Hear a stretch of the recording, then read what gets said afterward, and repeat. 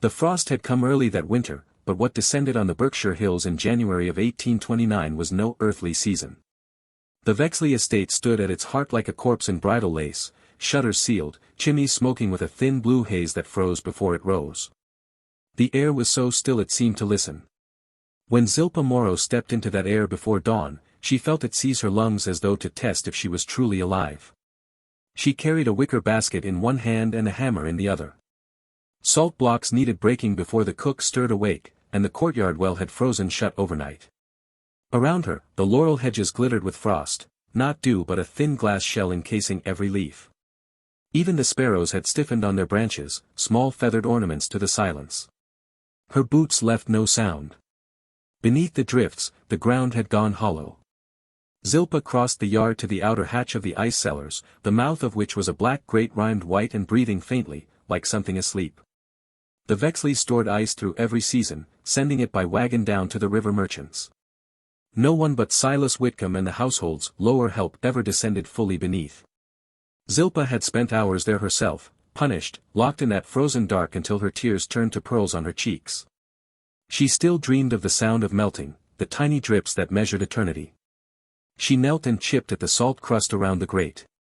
The metal sang with each strike.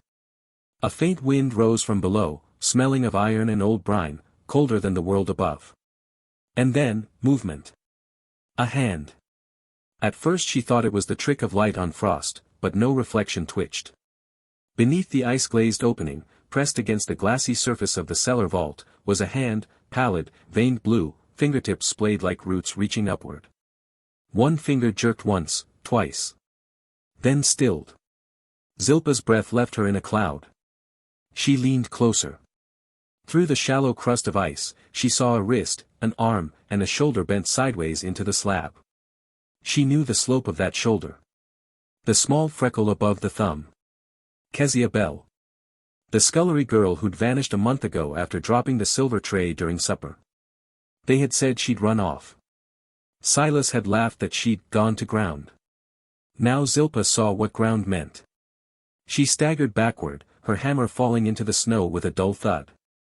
Her knees struck the salt blocks, but she didn't feel the pain. The air itself felt heavier now, as though the cold had thickened into a weight pressing downward from the heavens.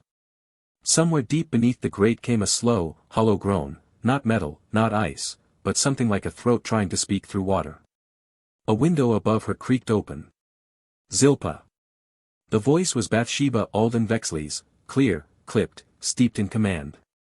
The mistress's white hair caught the faint lamplight like bleached wire. "You've been dawdling again. The ballroom's in disarray and the chandelier still dull as pewter. Do you think our guests shall dine in squalor?" Zilpah bowed her head, concealing her shaking hands. "Yes, ma'am. I was just fetching salt for the cook. Then fetch polish for the crystal instead. The wedding is tomorrow and you're already behind your station." Bathsheba's face vanished from the window, and the shutter slammed with authority enough to shake snow from the sill. Zilpah lifted the hammer again, though she didn't know why. Perhaps she wanted to smash through, to reach that hand. But she knew what waited for any servant caught breaking locks. Her back carried the memory in pale, puckered scars. So she gathered her basket and fled from the hatch, the frozen courtyard echoing with the memory of that buried twitch. Inside, warmth was only pretend. The fires roared in the hearths, but the air between them stayed cold. Every breath hung too long before fading, as if unwilling to die. Servants scurried with trays of glass and cloth, whispering of omens, the milk souring in the pantry though the temperature never rose, Bathsheba's mirror fogging from within. Zilpah moved through them like a ghost, clutching her rag and bottle of vinegar. The ballroom loomed ahead, 2 stories of grandeur that smelled faintly of rot beneath its perfume of lilies. Above it all hung the great chandelier, imported from Venice in 1799, each arm a twist of crystal and bronze, each pendant sharp as ice itself. It had taken 6 men to hoist it. Zilpah had watched them years ago, their hands bleeding as they worked the chain. Now she stood beneath it alone. Her reflection trembled in every prism, 100 versions of her face, some pale, some shadowed, all tired. She reached up and began to polish, one section at a time, circling the stem. Her fingers burned from cold metal. Every droplet of wax she scraped away reminded her of the flesh she'd seen frozen beneath that grate. The morning bell rang 6 times. Silas's boots clomped behind her. "Still at it, girl?" His voice was smoke and phlegm. "You missed a spot there. The mistress says that the crystal should gleam enough to blind." Zilpah didn't turn. "Yes, sir." He leaned close, his breath sour with rum. "You wouldn't want another spell in the cellar, would you?" She flinched at the word cellar. Silas laughed, the sound low and animal. "That's what I thought." He walked away, the lash coiled at his hip like a sleeping snake. When she was certain he'd gone, Zilpah rested her forehead against the chandelier's stem. The metal burned cold into her skin. Beneath her closed eyes, she saw Kezia again, not dead, not quite alive, trapped in that pane of ice like a thought unfinished. By mid-morning, Bathsheba's voice carried down the corridors again, rehearsing commands. More roses. The harpsichord moved nearer the hearth. And someone tells that girl Morrow to keep to the shadows when the guests arrive. Her face frightens the gentry. Zilpah heard it from the doorway. She turned back to the ballroom, to the mirrors lining the walls. Her reflection stared back, hollow-eyed, skin raw from cold and soap. She had been born on this estate. Her mother had died here scrubbing the same floors. The only inheritance she carried was the sound of chains rattling in dreams. Outside, a wind rose. The windows shivered in their frames. One pane cracked from top to bottom with a sighing sound. Snow drifted in like ash. At noon, the first omen revealed itself. A blackbird fell past the window, wings spread, frozen mid-flight. It struck the sill and shattered. The fragments glimmered on the marble like pieces of onyx glass. No one spoke of it. Bathsheba's orders multiplied, the servants obeyed with numb precision. In the kitchens, firewood refused to catch, and butter curdled no matter how it was churned. Upstairs, the bride's laughter rang sharp and hollow through the corridors. Honoria Vexley, pale as bone china, rehearsing her vows to Nathaniel Harrogate of Albany. 2 families of wealth marrying for power, not affection. Zilpah had glimpsed Nathaniel once the week before, a man whose eyes held the bored cruelty of someone who had never bled for warmth. Afternoon sank early. The light turned silver-gray, then blue, then black before supper. Snow thickened to a silent curtain beyond the glass. Zilpah stood again beneath the chandelier, now burning with 1,000 candle flames, her rag gone stiff in her hand. The air seemed to shimmer with breathless expectation. And beneath it all, she heard it again, the moan from below. It came faintly through the flagstones, like wind moving through stone pipes. But this time, she heard more than one voice. A chorus of low vibrations, slow and inhuman, swelling and subsiding as though the ground itself drew breath. Her body went rigid. The chandelier trembled above her, droplets of wax falling like tears. Bathsheba swept in, cloaked in sable. Still loitering. Zilpah dropped to a curtsy. "I was finishing, ma'am." "Then finish and vanish. The Harrogates will be here by dawn, and I'll not have your shadow spooking the help." "Yes, ma'am." When Bathsheba turned, Zilpah dared one last glance toward the east wall, where the floor vent led down toward the cellar ducts. Frost had begun creeping around its grate, not upward, but outward, forming delicate white veins that reached toward her boots. She backed away, heartbeat thundering. The frost halted. Then it retreated, as though watching her. She ran to her narrow quarters beside the scullery. The room was barely a closet, the mattress a thin ticking over oak planks. She sat, hands clasped tight, whispering a prayer she no longer believed would reach beyond the roof. When she finally lay down, the house spoke again. Beams shifted. Walls popped. Somewhere beneath, water moved. Zilpah dreamed she was back in the ice vault, blindfolded as punishment. But instead of silence, she heard whispers in the frozen dark, Kezia's voice first, then many others. They didn't beg. They didn't curse. They recited names. Hers among them. She woke before dawn, the mattress rhymed with frost, her breath rising like incense toward the ceiling. Outside, the wind had stopped. The silence was total. When she opened the door, she saw the first guests' carriages arriving through the snow, their lamps glowing dimly as if swallowed by fog. The air had changed again, heavier, slower. As she passed through the corridor toward the ballroom, she brushed her fingers along the wall. It felt as though a pulse beat behind the plaster.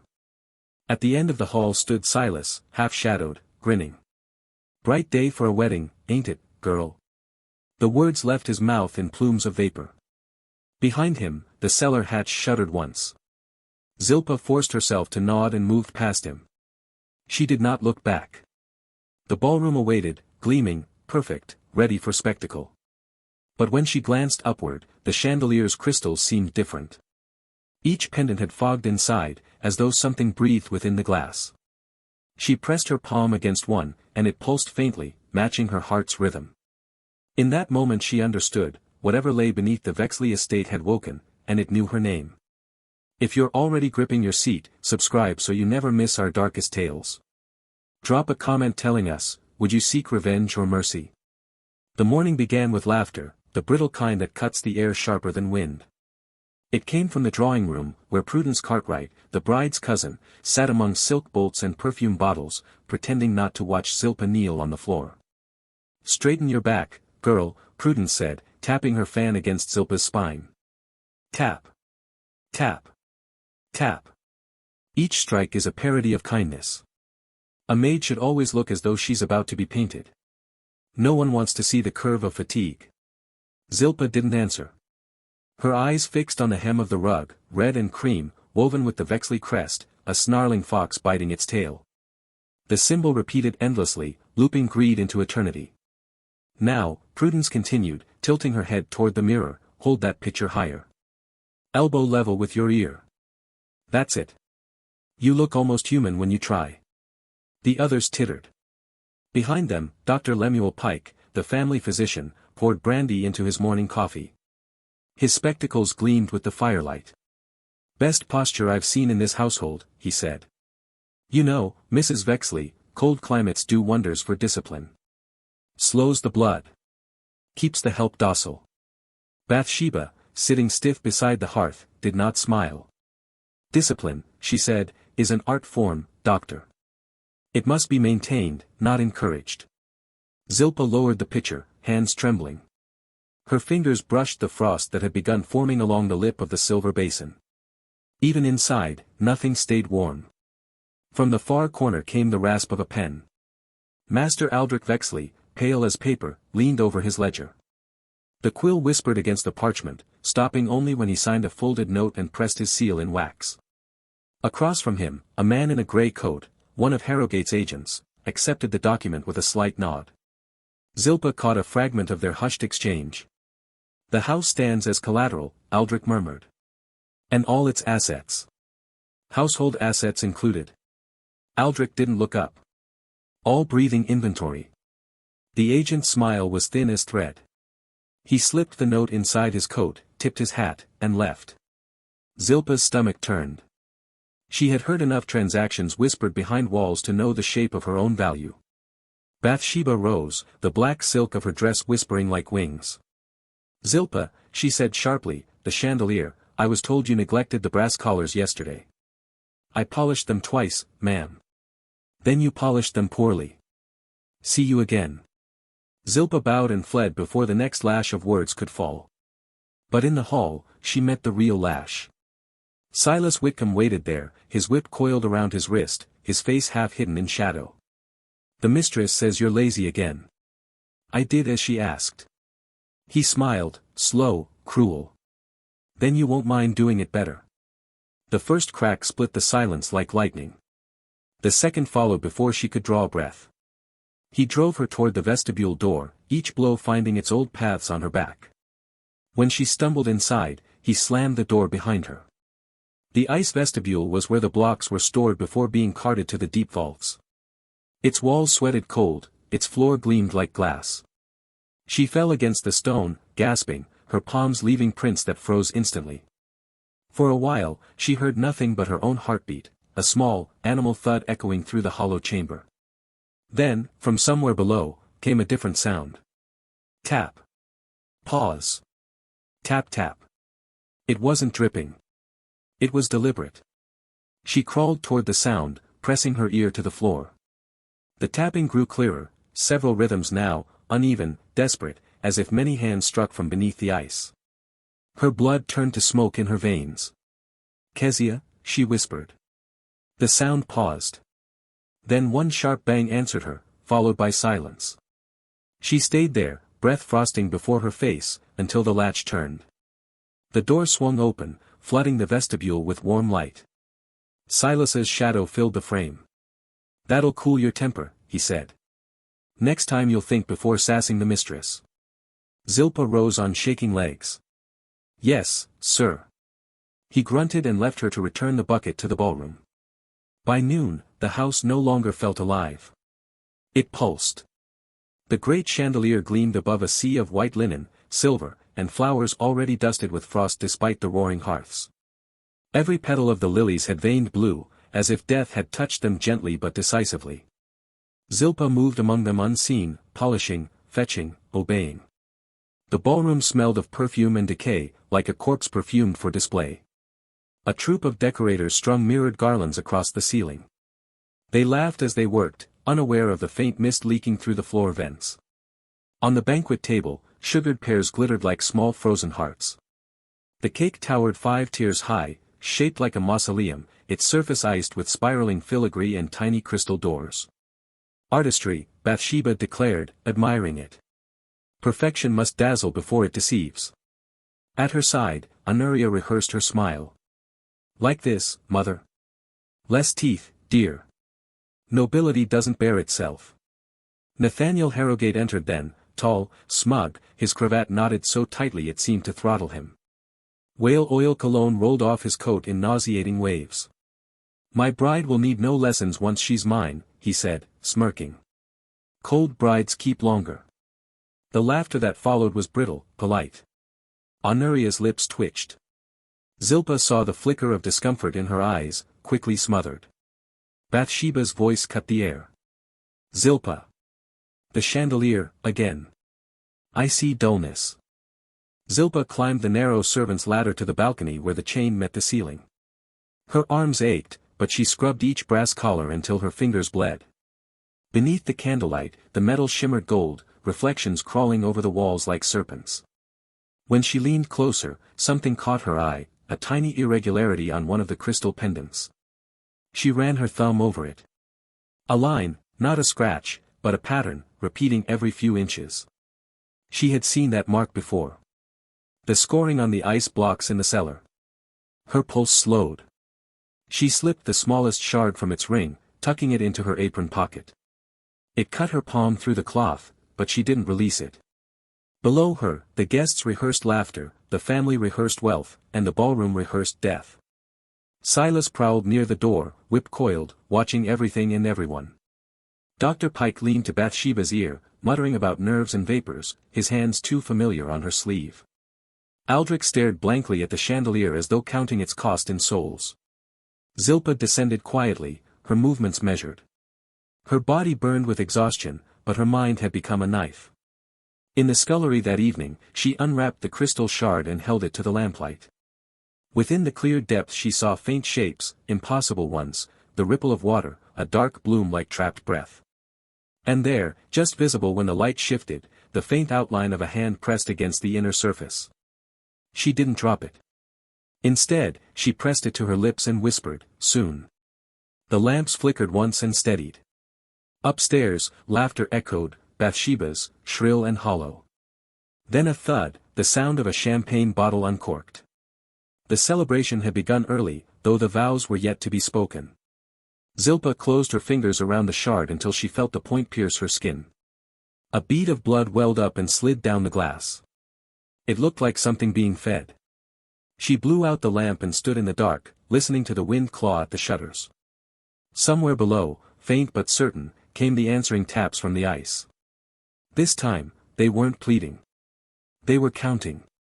By afternoon the road to the Vexley Estate became a procession of lacquered carriages frosting white as if baptized between the gateposts.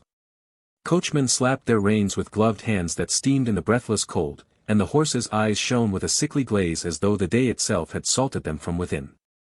The guests stepped down like figures from a winter tableau, boots crunching, voices lifting politely, their laughter chipping the air into brittle shards.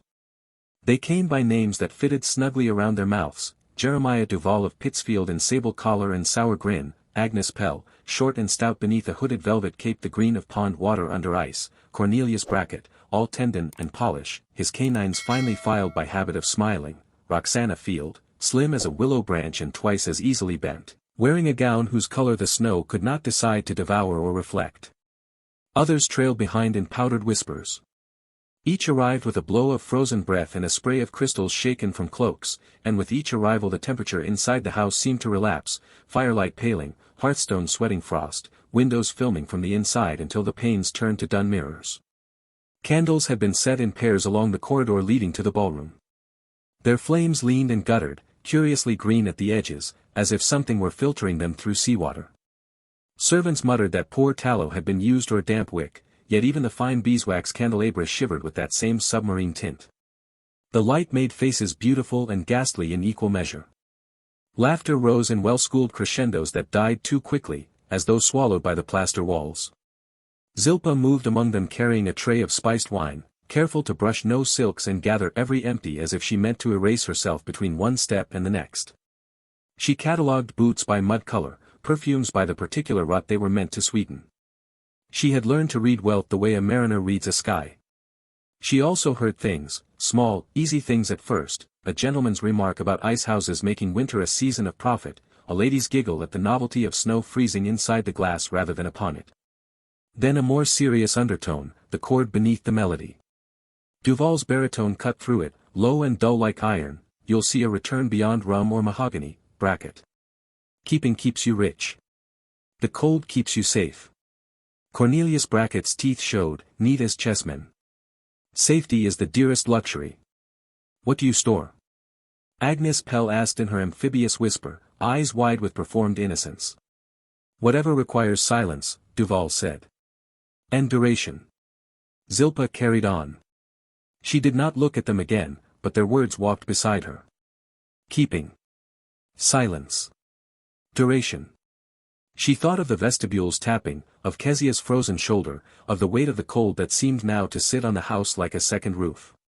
At the far end of the room, Honoria Vexley received her wedding gifts beneath the chandelier's forest of prisms. The bride's skin gleamed with a feverish luminescence, and even her blush seemed powdered with frost. Guests queued with parcels that rang faintly when set down, as if each contained a tiny bell to call the dead to attention. Roxana Field's offering came in a little mahogany casket lined with blue silk. When Honoria lifted the lid, the gathered women released a small collective breath that glazed the inside of the box with ephemeral fernwork. There lay a brooch carved from fossil coral, its surface a honeycomb of extinct mouths turned to stone, delicate, circular, a petrified flower dredged from a seafloor that had never touched Massachusetts. "For my uncle's curiosity cabinet," Roxana murmured. "He swore it cured moth and melancholy alike." Bathsheba approved with a queen's nod. Nathaniel, hovering beside the punch bowl like a bored vulture, did not. "Sea trinkets for a winter bride," he said. "We'll have none of that whaler's superstition." But Honoria's fingers had already reached. She touched the brooch and flinched. "It's wet." "Condensation," Dr. Pike said too quickly, sliding in with a smile that made Zilpah think of screws turning. "Cold draws truth from objects. Nothing to fear." Honoria fastened the piece at the hollow of her throat. When her hand fell away, a pale ring of salt had formed beneath it, staining the lace like the outline of a vanished tide. She dabbed at it with a handkerchief, the salt reappeared, grain by sullen grain, as if summoned from within her rather than laid on from without. The ladies murmured admiration for the brooch. Zilpah stared at the circle. Silas drifted into the kitchen doorframe like a stain that had taken up residence in a human shape. Zilpah followed him through the service hallway where warmth ought to have gathered along the steam pipes but didn't, even the brass had grown the color of old milk. Pans teetered, the scullery girl scraped a crust of ice from the pump's iron lip with her knife, and the fires spat as if something underwater were trying to rise through them. Silas drank from a pewter cup with the authority of someone who believed he deserved to, and wiped his mouth on the back of his hand. Zilpah's voice surprised itself by arriving. "Kezia Bell," she said. A small silence fell, prickly as a thistle burr. Silas set the cup down with undue care. "What of her? You said she ran." Zilpah fixed her eyes on the sink's iron scab and not on his face. But I saw her in the ice. Through the grate. He chuckled, the sound like leather creasing. You saw a hand, and you gave it a name. That's what longing does. Anyhow, the earth tells on those who don't know how to leave. The ice? He leaned closer until his cologne of salt sweat and horse overwhelmed her. Ice keeps quiet longer than earth. Not forever. No, not forever, he agreed, softly, as if promising her a future discipline. But long enough for contracts to mature and weddings to be done. He turned to go, drawing from his belt the ring of cellar keys with their different teeth, one like a wolf's, one like a saw. Zilpah watched where he slid them into his coat. He caught her looking and smiled again, almost tender. You never did learn to mind your eyes. He left. Zilpah dried her hands on her apron, they did not dry. The moisture beaded again like panic. The rumor of the keeping had entered her like a draught. She gathered it into the warmthless place beneath her sternum. She understood now the shape of Aldrich's promissory notes and the particular hush that fell whenever a runaway was mentioned. They had made a habit of winter that went beyond commerce. They froze people. Escapees, informants, kitchen accidents who had seen too much. They turned the season into a lock and fitted it to their debts, their secrets, their lineage. Keeping keeps you rich. The cold keeps you safe. The ballroom surged and ebbed with applause as some minor dignitary finished a toast to the union of Vexley and Harrogate. Zilpah slipped back along the corridor with her tray held high, because the sight of a servant with purpose was its own cloak. She brushed past the coat rack where Silas had hung his heavy greatcoat. The keys whispered from the pocket into her palm as easily as if they had been waiting to complete her hand. She did not run. She drifted, and the house let her pass. No one watched the door that led to the cellar stairs because nothing in a civilized house leads down except servants and the dead. Her breath thickened. The candles here smoked and the smoke froze in skeins that clung to the corners like cobwebs made of velvet. At the first landing the cold struck her kneecaps with a cudgel. She bent to the lock, chose the wolf-toothed key, and found the hand's memory of its turn had lodged in her wrist since girlhood. The bolt slid. The second door remembered her less kindly, a skin of rime sealed it to the jamb. She put her shoulder to it and felt the grain bite her through her dress. The door gave with the noise of something reluctantly exhumed. The air moved. Not air, weight, in the shape of air. The lantern she had brought popped like a beetle under a thumb, glass beating the floor. Darkness took the stairs. But the ice itself had a light, a low green like riverweed seen in February through a hole. Zilpah went forward by that light, toes finding purchase where salt had roughened the stone. The first threshold opened to the left, a long chamber whose walls were a library of blocks stacked in ranks, each slab scored with a shallow crosshatch that made it split cleanly. The pattern echoed the tiny flaw carved in the chandelier's pendants. For a moment the ceiling of the ballroom seemed to hang inverted above her as a mirror of this cold archive. She had the vertiginous sense of standing between the house and its reflection, above, a glitter meant to dazzle, below, a glitter meant to keep. Faces lay within the blocks like pressed flowers, some whole, some wrenched sideways by the way ice insists. Skin went to the color of rain-belly clouds, lips folded bluish-gray as if misremembering prayer. Eyes were open. They did not look at her so much as out through her, toward a warmth they dimly recalled. Kezia was there, her nose slightly flattened where the ice had decided it must be otherwise. A strand of her hair curled like a fossilized question mark, frozen mid-drip. Zilpah laid both palms against Kezia's block until the sting went through skin to bone. She did not pray. She did not apologize.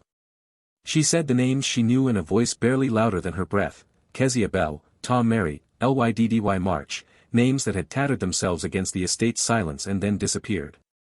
The whisper rose. It did not come from any one mouth. It came from the lattice of ice itself, the way a shell speaks of oceans with no need of tongue. It was not words. It was a tide looking for gravity, a promise of movement if given a fall, a warming, an angle of descent. The sound stroked her inner ear and made her teeth ache as if each were a little bell rung softly by an underwater hand. If warmed, if broken, the whisper implied, we will witness. Zilpah took her hands away and left the heat mark of her palms for an instant, perfect as prints on glass, then watched them frost over and vanish as though the block had decided it must never have been touched. She swallowed the urge to weep, it would freeze, and tears here meant nothing unless they shifted weight. Above, faint through the beams and packed snow and polished floors, a new round of toasts climbed like thin smoke into the house's lungs.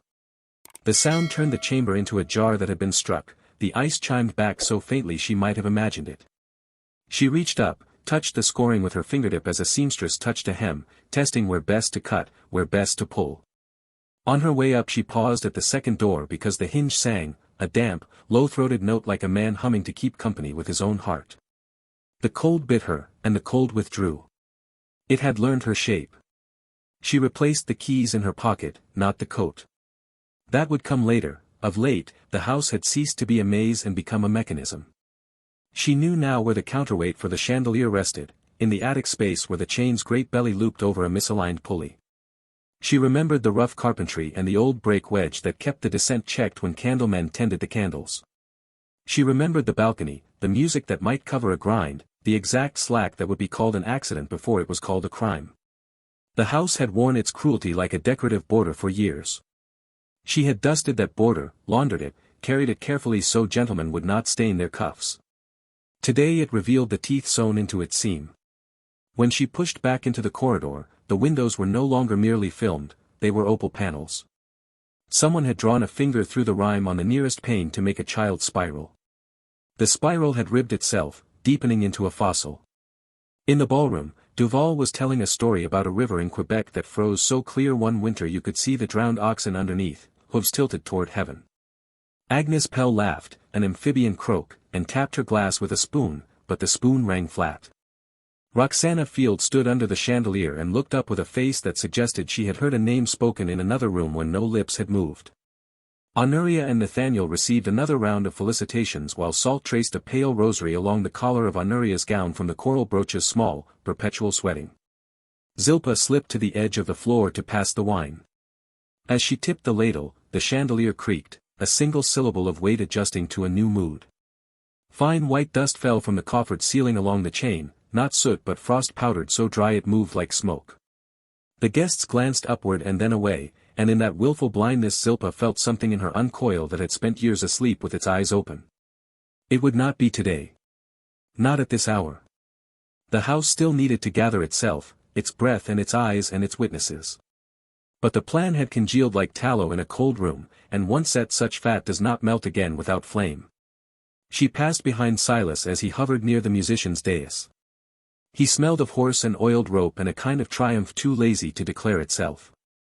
Zilpah kept walking. The keys in her pocket kissed one another like teeth. At the threshold she paused and glanced back.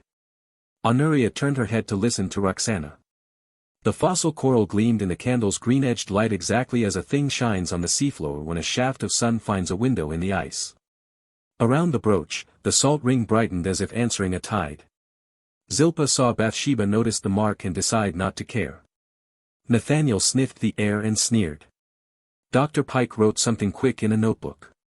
Duval lifted his glass and said, "To preserve," and for an instant the word lay there in the air, heavy and wrong, like a jar closed on a living moth.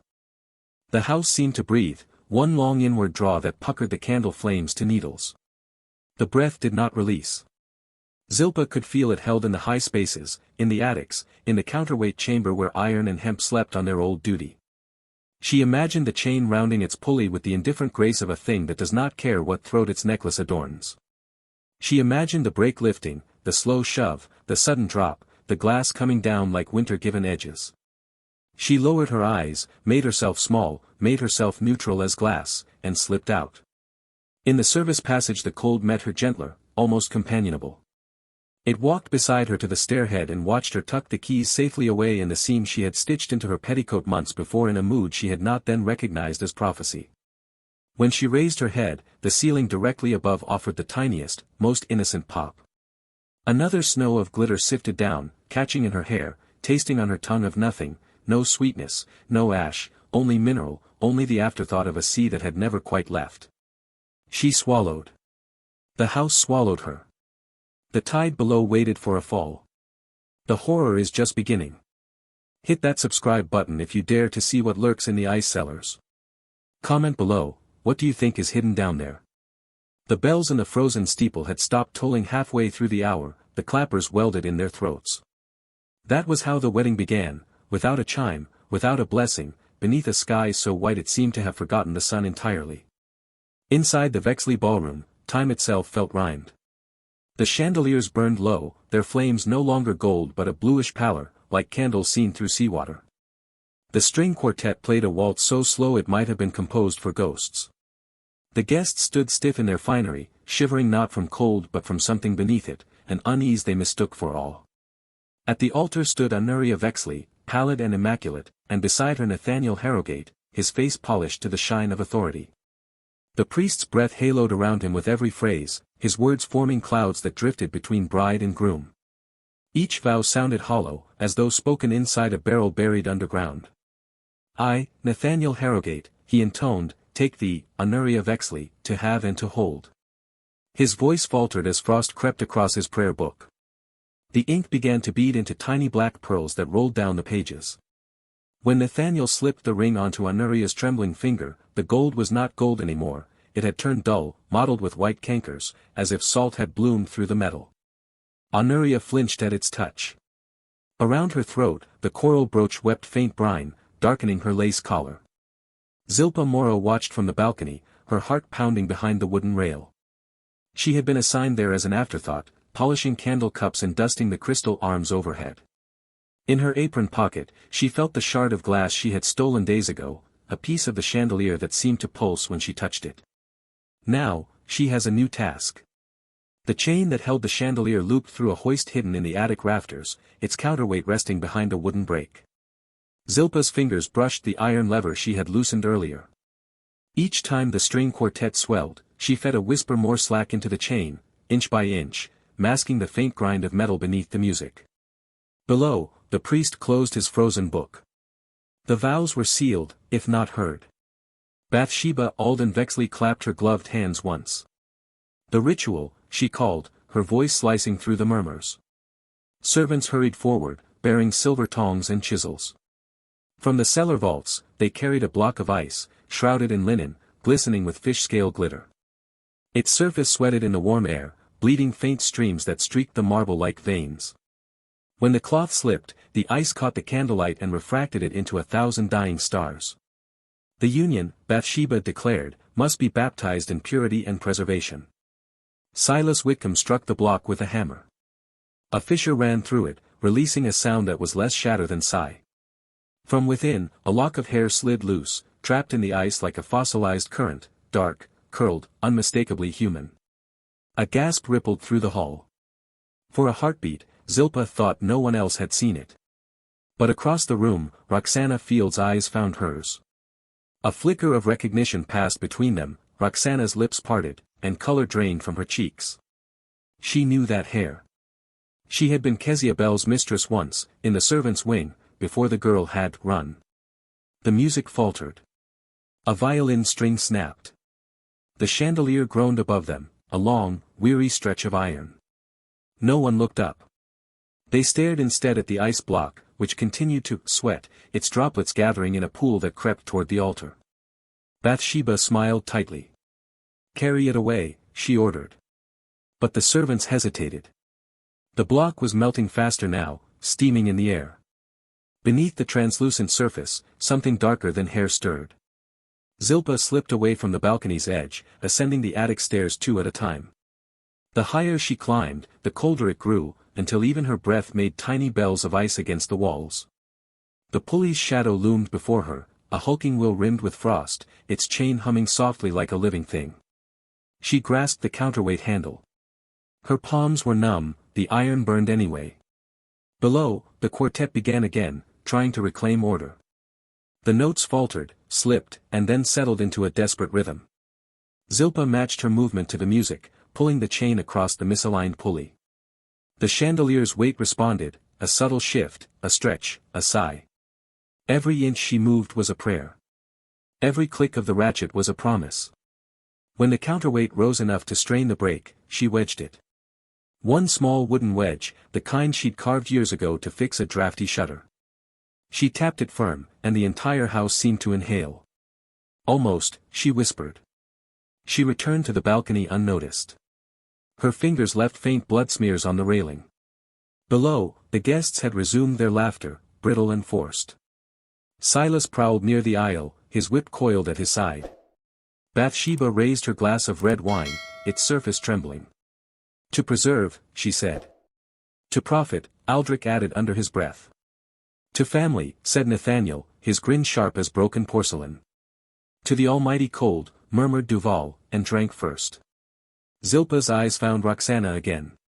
The woman's hand trembled around her glass.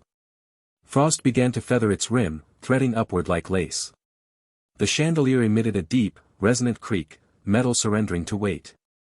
A few guests looked up and smiled nervously. Someone joked about drafts. The priest crossed himself. Zilpah drew a final breath. Silas glanced upward, meeting her gaze. His smirk widened in disbelief. Then, his expression changed. Confusion. Realization. Fear. Zilpah released the brake. For half a second, the world was silent. Then the chain screamed. The chandelier fell. It did not drop, it descended, gathering speed, devouring the air in a rush of spinning crystal and bronze. The crash tore the music in half. Candlelight exploded into a blizzard of glass and flame. Screams cleaved the waltz. Prudence Cartwright's pink sleeve flowered red as a shard carved through her arm. Dr. Pike's jaw split open, his spectacles tumbling like coins. Jeremiah Duval fell backward, his face scythed open by a spear of bronze. Nathaniel Harrogate, caught mid-toast, was pinned through the shoulder to the parquet floor, his ring hand skewered, his mouth frozen mid-curse. Honoria staggered back, the coral brooch shattering under a rain of crystal. A sliver lodged in her throat, her blood sizzled on contact, turning to frost. The chandelier lay shattered, its pieces burning with reflections of dying candles. Each shard was a mirror, each mirror a wound. The ballroom had become a chapel of knives. For a moment, no one moved. Only the sound of dripping, wine, blood, and melting ice, echoed from wall to wall. Zilpah exhaled once, slow and steady, the air leaving her lungs like the smoke of an offering. Then she turned from the balcony, her face blank, her steps measured. Down the servant stairs she went, past the kitchen where the fires had gone black, past the vestibule where the smell of salt was strongest. At the cellar hatch, she paused. Behind her, the screams had found their rhythm again, shrill, discordant, alive. But beneath them, she could already hear the deeper sound, the slow cracking of the ice vaults below, like bones stretching after a long sleep. Zilpah lifted the key ring from her pocket. Her fingers trembled not from fear, but from purpose. She unlocked the hatch and stepped into the dark. The ballroom had become a slick of red and glass. People crawled as if the floor itself tilted, trying to climb it, they slipped, hands meeting only their reflections in shards. The chandelier's carcass steamed on the parquet like a wrecked animal, crystal ribs still twanging with the last of their music. Zilpah threaded through the panic with the steadiness of a dreamer moving inside a nightmare she had already rehearsed. The key ring bit her palm, metal teeth counting her bones. Behind her, Honoria stumbled, one hand at her throat where the coral brooch had burst and burrowed. Blood trembled in a ruby bead and froze into a seed of hail on her skin, she coughed and looked surprised to hear the crackle of ice in her breath. "Wait," she rasped, voice grated raw. "Please, wait." Zilpah did not slow. She slid along the wall, past overturned chairs and a violin in two pieces, through a doorway where the air seemed to press inward like water. In the corridor, the cold strengthened into intent. The runners crisped beneath her shoes. Every portrait's eyes glazed over, turning the Vexley ancestors into taxidermied witnesses. "Silas." Bathsheba called, voice tight with a fear she disguised as discipline. "Silas, take her. Take the girl." Someone groaned in answer, Silas perhaps, then cursed, then groaned again. He was moving, limping, marking the floor with a dotted line of darkness where glass had harvested his calf. The cellar hatch quivered in its frame as Zilpah reached it, as if glad to be chosen. She slid the wolf-toothed key into the lock and turned it, the bolt thumped like a heart. The hatch came up an inch, reluctant, then rose fully with a gasp from below, cold air flooding the corridor, swallowing the smell of wine, copper, perfume. She slipped through, tugging the hatch down hard behind her until the latch took. Honoria's palm struck the wood. From above, "Please," breath spooling white under the door. "Please don't leave me with them." The plea caught like a fishbone in Zilpah's throat. She pushed the feeling down where all the others had been stacked: pity, hunger, the memory of seasons, her mother's voice. The second key found the second door. It stuck, welded by rhyme. She set her shoulder to it. The wood cried out and admitted her. Cold met her with teeth, nettles all over her skin, in her mouth, in the small bones of her ears. It stung so purely she almost laughed. She lifted the lantern from its hook. The glass went white and shattered in her hands with a tiny, musical sound. Darkness rushed in again, complete, yet not empty. The ice held its own phosphor, a sullen underwater glow limning corners and edges, making the world into low green geometry. She went forward with one hand against the wall for truth. The cellars sprawled like a catacomb that had decided to become a maze, aisles narrowed to shoulders, turned, opened like a held breath being released. Blocks were racked 3 high, cross-hatched and mutely magnificent, sweating brine that froze into salt lace at their bases. Iron hooks bent from beams, each rusted to brown tears that had dried mid-weeping. Drips chimed minutely where stalactites met their inverted twins, time's knitting. She passed the first rank of faces. Not faces, not yet, shapes behind the glassy plain, as if seen through river ice, a cheekbone slowed to granite, a nose made briefly infinite by refraction. Then, with a turn of the corridor, the faces arrived fully. They had angled themselves toward the aisle like flowers toward a window. Kezia Bell among them, hair curled like a question the ice had failed to smooth away. Near her, a boy with a chewed ear, as if a dog had loved him roughly. Farther on, a woman whose hands were in prayer, submission trapped in made sculpture. All eyes open. All eyes listening. Zilpah pressed her palm to Kezia's pain. Heat is a small religion, and she offered it without liturgy, the warmth of her hand, her whisper pressed flat against the glass. "Forgive me," she said, because she had not pulled Kezia away when the girl first began to fade, because Zilpah had learned to keep breathing, not spend it. "Forgive me. I remember." Her voice fogged a circle that glazed and then cleared. The ice accepted the confession, filed it among the others. Her breath made little bells. She leaned and set her cheek to the block, skin meeting the memory of water, the echo of winter unspooling backward. Sound moved behind the cold, a pressure like weather, not language, not quite. A gathering. She could feel it in her molars, in the soft meat beneath her ribs. Above, the house beat with fists and sobs and boots. Below, something answered by readying, a long, patient inhale as if a creature had remembered how to breathe. A crack of light opened above the stair mouth as the hatch bucked. Voices fought with wood. A hinge screamed. Then footsteps hammered down the first flight. Silas swore, the sound bouncing along stone, multiplying, pursuing itself. Zilpah left her cheek small warmth on Kezia's prison and moved deeper, letting the aisles swallow her. She wove through lanes where stored river ice met lake ice, their textures arguing under her fingertips. The glow brightened where the blocks thinned to a window upon the deeper vault. The air here had weight, each inhale lifted an ounce of iron and swallowed a coin. Zilpah's lungs stung as if drinking lye. She went on until the corridor opened into the main chamber, a barrel-vaulted nave of cold with the floors sunk in a shallow bowl like a drained baptismal font. She stopped at the lip. The bowl was floor and mirror, ice so clear it read her bones. Hairline fractures constellated it, crazing a potter might be called beautiful if beauty could be measured in threat. Below the plane, deeper, was not stone but dark. It did not have color, it had intention. Behind her, the stair spat out a body. Silas slid the last feet, caught himself on his bad leg with a hiss, and raised his club. "There you are," he said, more to the cellar than to Zilpah, as if place, not person, had offended him. "Come along, girl. The mistress needs a scapegoat shaped like a servant." Zilpah faced him across the shallow bowl. The air moved between them, tiny crystals drifted, audible as moths. "You put them here," she said. Her voice startled her by not shaking. "You carried them like cordwood." He spread his hands, magnanimous. "I carry what I'm paid for. Everybody down here got carried by someone." He lifted the club. "Step away." He took one stride onto the bowl. The ice answered first. The line appeared without hurry, a gray thread being drawn across pale glass, cutting a diagonal from Silas's boot to Zilpah's shadow. The sound it made was not a crack but an inhalation, as though a church organ had taken a breath fit to feed 1,000 pipes.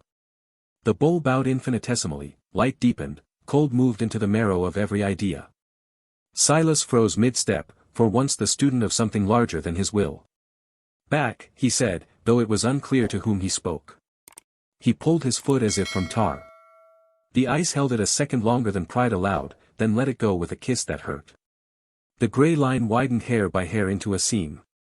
From the seam, water swelled, ancient cold and black, older than the boards above, older than the names on the ledgers. It did not bubble, it pulsed, as if something beneath it were a heart and the seam an artery. Inside that pulse, things moved, not like fish, not quite fish, and not like wind either. Currents curled that did not remember the human alphabet. Silt blushed upward like the memory of storms. Silas lifted his club anyway, because men who believe in their own instruments cannot bear to accept an unplayable song. He coiled his shoulder into the swing. The club came down. It met not exactly ice, not exactly water, but an old surface that had held too long and now preferred a different work. The sound rolled. Not loud. Total. Every hook sang a low vowel. The tears of rust trembled into new drops. Zilpah's name arrived at the back of her teeth as a taste of iron. The seam unstitched. The bowl cut itself into panes that shifted a hair apart and found the room available to them. Silas dropped to one knee as the geometry betrayed him, his breath went white, then white shards, then nothing the air could carry. He clutched his club and thumped it against the ice as if coaxing a mule. The water throbbed in reply, sinewed with the memory of a tide that had been denied motion and had learned patience instead. Zilpah stepped backward along the rim, slow as a person backing away from the edge of a cliff whose edge cannot decide if it exists. The faces in the blocks along the walls tilted with the subtle flex, eyelids sheened, the prayer woman's fingers seemed to creep a fraction closer together or farther apart, she could not tell. The boy with the chewed ear looked relieved. Kezia lay as she had, but the brightness of the ice at her lips changed like a mirror exhaling. Above, dim and far, the house continued to hammer and weep. Names collided with prayers, wealth tried to speak the language of exception to physics and found itself declaiming to a stone gallery. The blows translated into the vault as persuasion, as massage for a muscle that had gone stiff in a position of restraint. The cellar listened the way a lid listens to the pot it seals. It had done its job for winters without numbers. I was tired of success. Silas tried to stand. His boot slipped, his knee hit, his hand went down onto the grey seam. He screamed, not high, not theatrical, but a short, outraged bark, as his palms sank a fraction and then ceased to be entirely his. Frost took him from inside the hand outward, crawling up his veins like vines, blossoming in white flowers at his wrist. He wrenched upward and the ice let go like a mouth leaving a bruise. His hand steamed. He stared at it and swore more softly, the oath of a boy in a field watching a storm crest the hill. Zilpah moved along the wall to Kezia again, because all roads in her came to that block. She laid her palms there one more time. The cold accepted them as tithes. Her cheeks stung, she welcomed it. "You were afraid of drowning," she said to the ice. "You told me once. In summer by the trough, your skirt went to the thigh, you said drowning would be the worst, it looks like sleep but it isn't." Her throat jumped. "I can't sleep." Something in the seam answered, not mercy, not refusal. Attention. The water's pulse slowed to a steady law. The bowl stopped arguing with itself and decided to widen. Silas lurched toward her, club raised left-handed now, his right hand held high as a relic no one must touch. "Enough," he grunted, as if authority could cork the sea. "I'll put you below for this. I'll nail the door and let the cold finish your temper." "You already put me below," Zilpah said, and the sentence warmed her tongue. He charged the last steps that separated them. The floor solved its equation for him. The pane beneath his good foot tilted a degree, just a degree, the way a parlor trick might begin. His weight went where weights go. The club swung wild, wood glanced off stone with the humiliation of a missed blow. He went to his knee a second time, then sideways, elbow into the seam. His forearm plunged through to the bicep, swallowed, held, crystallized. His breath exited him like rope pulled from a well. The seam spoke up his arm, not in words, but in what words were made to imitate before letters existed, law. The old cold calved a new edge inward. The chamber's pressure changed, Zilpah's ears popped. The hook sang again, deeper, pleased. Zilpah, a voice tore down the stairs, Honoria, thin as spun sugar stretched to wire. Please. Then a cough, a clatter, a body catching the new arithmetic of the steps. Bathsheba's command followed, lower. Hold her back, for God's sake. The name of God snapped like a toy in that place. Zilpah kept her palms on Keziah's prison until her hands shook, then took them away before her skin fused. I'm here, she said, to Keziah, to the boy, to the prayer woman, to the math the cellar preferred. I won't shut my eyes. The seam widened another finger width. The water crept up through it, patient as yeast, bringing with it silt that laced itself into pale rosettes on the surface before freezing into scripture. In the moving dark beneath, shapes rolled, rope, hair, the long collapse of skirts. Bone showed briefly like moonrise through thin clouds, vanished it again into the grammar of current. Nothing climbed out, there were no clambering corpses, no reaching. The motion was memory roiling to the top of a jar. Silas whimpered once, a sound Zilpah had never thought he could make. He wrenched his arm free with meat-tearing noise the cellar pretended to ignore. He fell onto the sound stone, cradled the arm, and rocked. It's a lid, Zilpah said softly, not to him, not even to herself, but to the cold that had been misused for commerce and would now choose its other employment. They built you to keep. You decided to count. Above, the hammering thinned to one voice, Nathaniel perhaps, raging into incoherence. Another voice answered softly, Aldrich maybe, or the priest, quoting scripture whose letters had warped from the damp. Then the house went quiet, not empty but waiting. A hairline crack sprinted from the seam into the bowl's far quadrant with the glee of a child released to run. It stopped near the wall, tasted it, then backed up, deciding. The chamber made a sound like the hush that falls in a church before the organist lays both hands to the keys. Zilpah closed her eyes and saw the hoist, the counterweight, the chain like a spine, work done, decisions made. She opened them again because nothing here deserved to be unseen.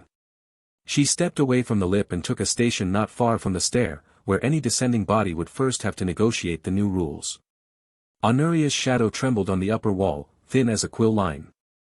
Zilpah's own shadow lay black at her feet as if ready to kneel and drink. She waited. The cold waited with her. The lid shifted on the pot. You've come this far into the darkness. Subscribe to join us in the shadows, and comment if you believe some sins deserve supernatural punishment. The line in the ice widened with the patience of law, not fury. It didn't shatter, it parted, lips of glass drawing back until the dark beneath was visible, black, cold, living. A single briny exhalation slid upward, crawling across Zilpah's skin. It smelled of old coins, of storm-torn hulls, of wood soaked in centuries. The air tasted metallic, and she knew then it was not water she smelled, but memory, liquefied. Silas stumbled to his feet, club raised again, though his breath came ragged and wet. The skin of his hand still glittered where frost bloomed beneath it, veins glowing faintly like trapped lightning. He swung at the crack. The blow landed with a dull, wrong sound, like wood striking meat. His balance betrayed him. The club skidded, and his weight followed it. He fell elbow-deep into the seam. The noise he made was not human. The water accepted him, and then changed him. Ice crystallized inside out, crawling through his blood like a reversed fire. His scream turned brittle halfway through.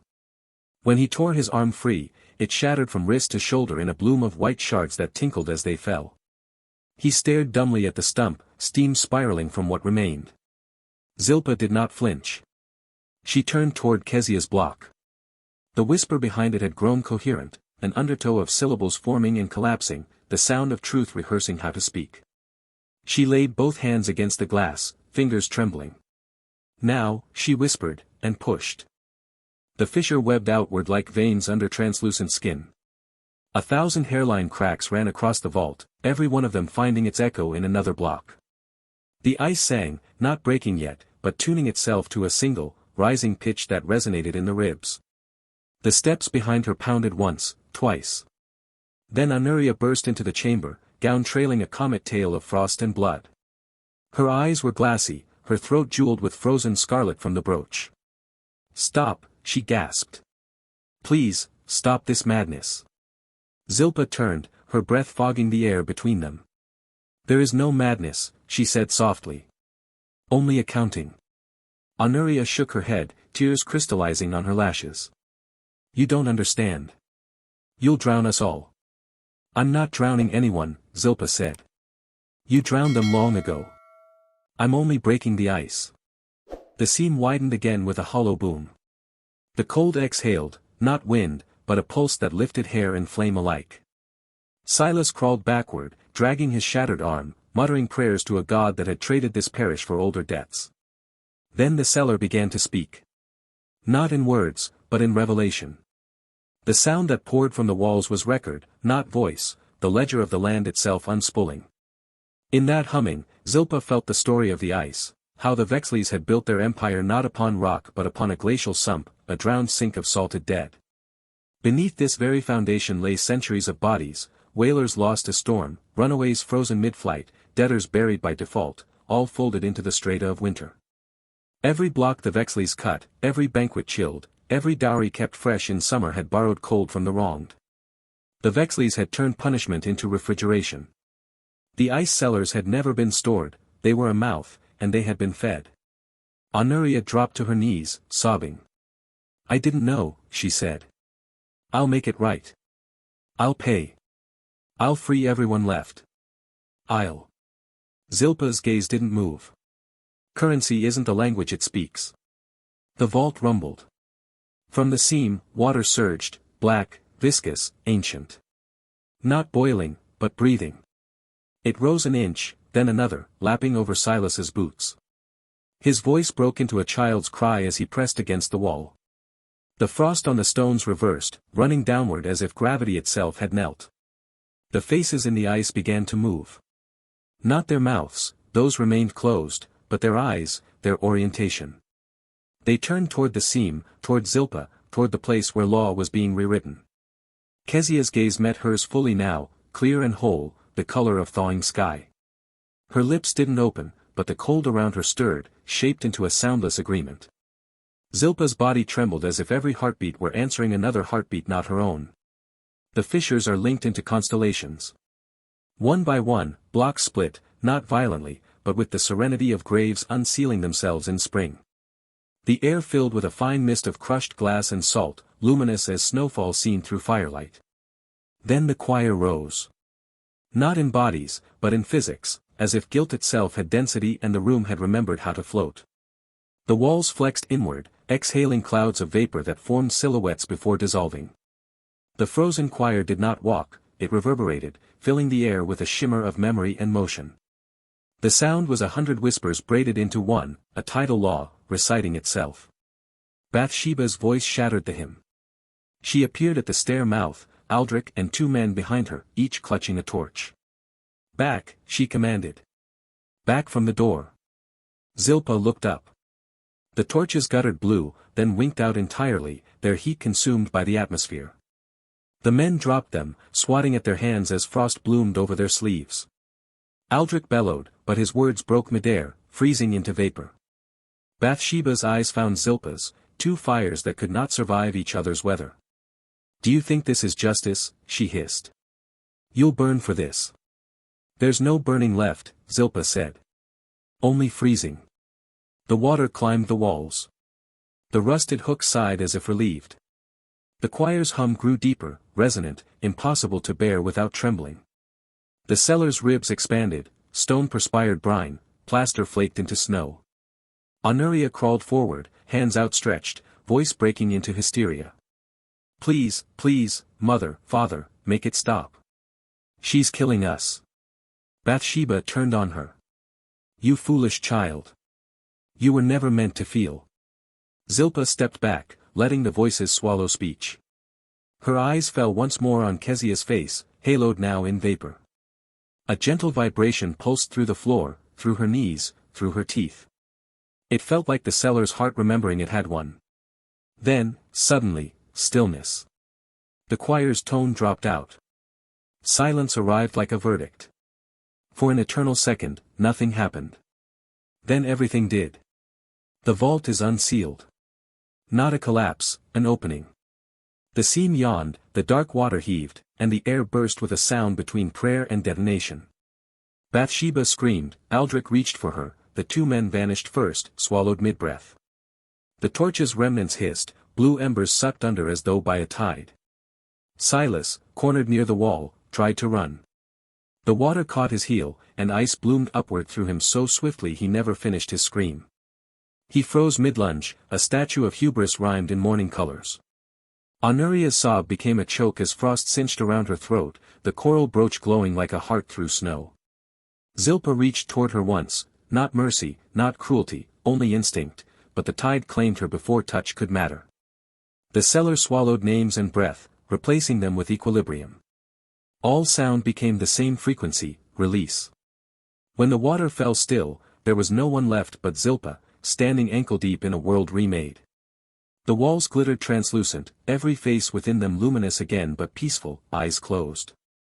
The air no longer stung. It breathed. She looked upward. The ceiling shimmered as light from above filtered through, a faint daylight leaking from the shattered boards of the ballroom. The chain of the chandelier hung slack, its stump pointing toward the hatch like a compass needle, fixed forever on the place where the truth had broken through. Zilpah climbed the stairs. Each step released a sigh of melting, each breath leaving frost in her hair. When she pushed open the hatch, dawn waited, pale and distorted through snow. The manor was silent. Every windowpane furred opaque, every wall glistened with rime. Chairs, portraits, mirrors, all encased in glass like relics awaiting judgment. The grand chandelier's remains lay in a frozen sprawl, its edges faintly glowing. Zilpah crossed the hall. Her feet left no prints. Her shadow followed, but lightly, as if it no longer belonged to wait. She paused once at the threshold, glancing toward the window. Outside, the village bells were ringing, dull, uneven. The sound reached her in fractured tones, every metal tongue split with rhyme. Over the iced pond beyond the estate, the pressure wave moved, slow, thoughtful, circular, as if the surface itself were thinking. Zilpah stood until the air steadied. Her sleeve glimmered faintly, upon it, Keziah's handprint thawed in perfect shape before fading into vapor. She turned toward the hills, the Berkshire wind whispering her name as it passed. The thing beneath, she realized, had not been born here. It had only been fed here. And cold remembers its feeders. The Berkshire hills would have more winters than they should. Zilpah walked into the dawn without leaving prints. Thank you for descending into the depths with us. If this story chilled you to the bone, subscribe for more macabre tales that blur the line between history and horror. Tell us in the comments, what would you have done in her place? Your thoughts fuel our darkest stories.